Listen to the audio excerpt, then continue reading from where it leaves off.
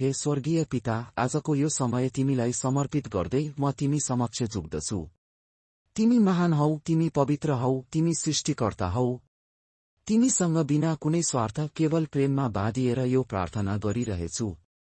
तिमी मेरो जीवनको राजा हौ, मेरो आत्माको चरवाहा। धन्यवाद प्रभु, तिमीले मलाई आज उठ्न दियौ, सास फेर्न दियौ र तिमीको प्रेममा फेरि एक दिन सुरु गर्न पाउने अवसर दिनुभयो। धन्यवाद किनभने तिमी सधैँसँगै हुनुहुन्छ, मलाई नछाड्ने प्रतिज्ञा गर्ने परमेश्वर। धन्यवाद तिमीले मेरो परिवारलाई जोगाउनुभयो। धन्यवाद तिमीले मलाई सबै दुःखबाट पार लगाउँदै आउनुभएको छ। हे प्रभु, म तिमीसँग खुलेर बोल्न चाहन्छु। मेरो मनमा जुन पाप छन्, जुन डर छन्, जुन चिन्ता छन्, सबै तिमी समक्ष राख्न चाहन्छु। मलाई क्षमा गर हे प्रभु।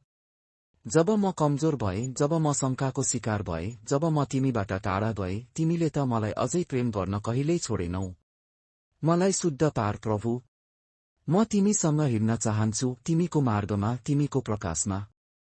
मेरो हृदयलाई नयाँ बनाइदेऊ। म तिमीलाई समर्पण गर्दछु।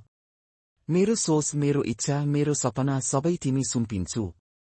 तिमीको योजना मेरो योजना भन्दा राम्रो छ। म बुझ्दिन प्रभु, तर तिमीले मार्ग देखाउनुहुन्छ।